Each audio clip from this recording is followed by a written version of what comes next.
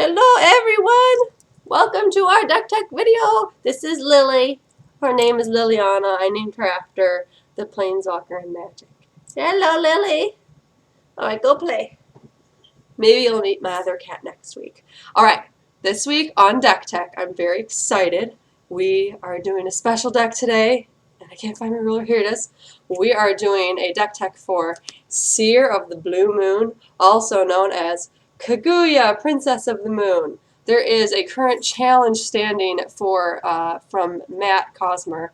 Anyone who I think it's top 8s or wins. I think it's just top 8s, a major event before the new set comes out at the end of July, wins a steak dinner. So I don't really think I'm going to be going to many major events, and before then, and if I do, I don't really think I'm going to play this. But Ken and I sat down and we put a prototype together. We've only played it a couple times, so if you find some changes that you like to make, awesome. But this is our prototype of the steak dinner deck. We are calling it, the name of the deck is called the 5 Challenges, because the deck centers around the card 5 challenges. We are playing 1, 2, 3, 4, 5 challenges, and the 5th challenge is the steak dinner. The stakes are high. Alright, so let's start. Starting off with creatures in the Kaguya deck, we are playing a white, it's primarily white-red. We're going for an aggro feel here. So our main aggro creatures, hasty creatures, are going to be Wolf Haunted in Black Forest, and she's just a 1-drop, 500 damage, your basic fast aggro card to get some quick damage in there. And then following up with Moon Knight Pouncer, 4 Moon Knight Pouncers, and he should actually have haste pretty frequently. The main reason why he can have haste is to go back to our glue of our deck, which is 5 challenges. Kaguya's front side Seer of the Blue Moon allows you to play Stant Standbys for only 1 mana, so you should very easily be able to set this up in your standby area. And then the trigger for 5 challenges is anytime. So anytime, flip it to draw a card, and that will trigger this to give it haste and also first strike. So if you're not able to, swiftness. If you're not able to get the swiftness off late game or later on in the game, you can still give him that first strike every turn with the 5 challenges, provided that you have it out each turn. So that should be pretty easy. And then there's, of course, we have other spells to give him first strike that you'll see later in the deck, normal spells. Alright, so those are our first 2 creatures. Our next creature we have coming up is King's Servant. We're only playing 2 King's Servants here, and the main reason we are playing King's Servant is to get back one of our treasury items, which is Longinus the Holy Lance. We'll get into Longinus the Holy Lance a little bit more later, but for now, King's Servant gets back Longinus, which makes our next card 40 Thieves so much better. 40 Thieves comes into play, and you draw 2 cards, and then you discard 2 cards from your hand. If you discard Longinus, it's basically like free card draw, because King's Servant is just going to get it back from your graveyard later. Also, if you discard 5 challenges, who saw that coming? If you discard 5 challenges with 40 Thieves, if you get fortunate enough where you discard both of your discards in 5 challenges, you're going to get them back for free from your graveyard later. 40 Thieves all of a sudden becomes just a draw 2 on a 400/400, which is like super value. So that brings us to our last 2 creatures in the deck, and they work in tandem with each other.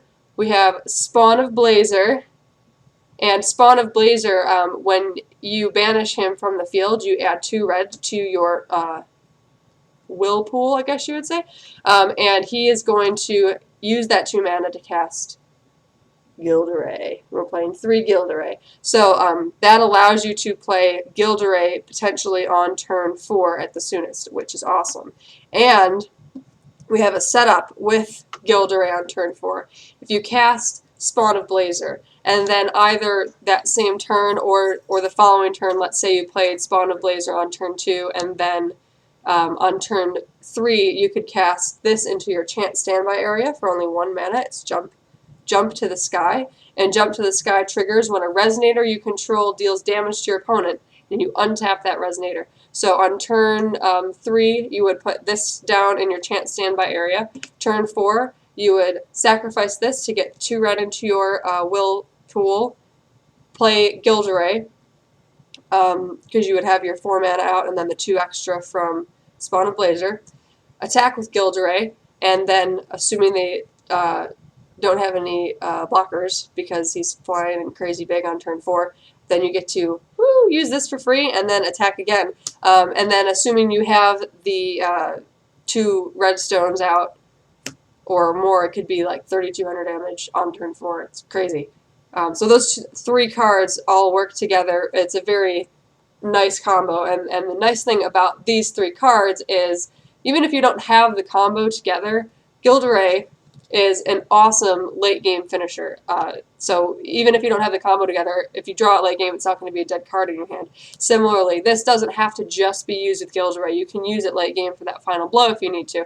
And this is a very good hasty creature. So even if you put him out and you attack with him a couple turns and you never actually use his sacrifice to cast Gilderay because you never draw Gilderay, it's fine. It's still a 400/400 flyer. That's awesome in an aggro style deck. So I think that's really important when you're creating combo pieces in your deck, is that the pieces themselves are good by themselves, because you're not always going to have the combo together. And then when the 3 cards come together, what's your opponent going to do? They're going to do nothing, and you're going to give a steak dinner. So, alrighty, and now we're going to go on to, those are all our creatures. We're going to go on to, there's only, I showed you the 2 spell chant standbys, the Jump in the Sky and the 5 challenges. The only other spell chant that we're playing is Thunder, 4 Thunders. It's pretty obvious. Thunder's amazing. Gonna be, I think if you're playing red, you should be playing 4. And then we're gonna get into our treasury items, which is where Kaguya comes back in. So for those of you who aren't familiar, Kaguya has a free ability where you can, it says, change the text of target treasury item by replacing all instances of one attribute with another one until the end of turn. So all the treasury items we're playing abuse that, obviously. That's the point of the deck. I already had mentioned Longinus the Holy Lance. Longinus basically gives whatever creature it is attached to, basically gives them protection from a certain color that can't be targeted by spells or abilities from, it's printed as black. I'm saying a certain color because if you have Kaguya flipped, it's going to be whatever color your opponent's playing.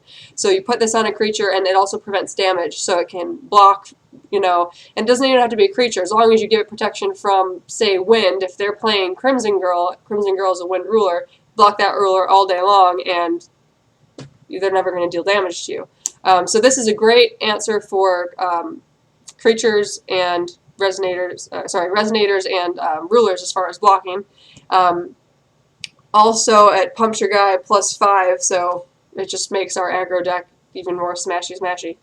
The other treasury item that we're playing is called Jeweled Branch of Horai.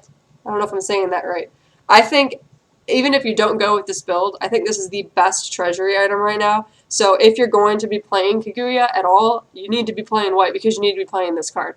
The only thing that I don't like about this card is it requires mana spent into it in order to use it. Whereas once you play Longinus, you get its effect all the time. This one, in order to use it, it costs 1 white. So there's a little bit of a balancing to it. It's a little bit of a downside. This one is rest up to 2 target fire or dark resonators. Now keep in mind, I think Kaguya only lets you change 1 attribute. I'm going to read that real quick. All instances of 1 attribute. So if it had said fire in multiple places, it changes all those instances. But this one refers to fire and dark. So you only get to pick 1. Hopefully that whatever one you do pick is either the only color they're playing, or the one that you don't pick, they're also playing that one. Another thing to mention is that most of your aggro decks that this is going to really shine against are playing red. That's pretty much the aggro color, and that's common amongst many card games. So that fire instance is going to come and help because it's already printed on there. You don't need to change it. So Jeweled Branch of Horai, and we were testing out, and there were some instances early game where you want to flip Kaguya as soon as possible because these treasury items are most effective when you have her on the backside so that you can change their text a little bit. And that means that you can't be making mana with her. And so it's kind of slowed down a little bit if this was the only way to handle like a rush type deck. So we actually are only playing 3 of the Jeweled Branch, and we brought in 1 Robe of Fire Rat. So Robe of Fire Rat is just tap, no mana cost. Prevent all damage from target fire resonator until end of turn. So if you need to and you're playing against a faster deck with more creatures early game, you can play that instead of the branch, and that way you can still play it and flip your Kaguya, and you're not behind because you couldn't create a mana early game. A will, excuse me. Sorry, coming from Magic, I'm used to saying mana. Another thing I want to mention, the deck that I think this will struggle with the most is Abdul, and that's only because he can turn off a lot of these cards that you have in the field with his, target, I think it's Resonator or Addition, loses all abilities until end of turn.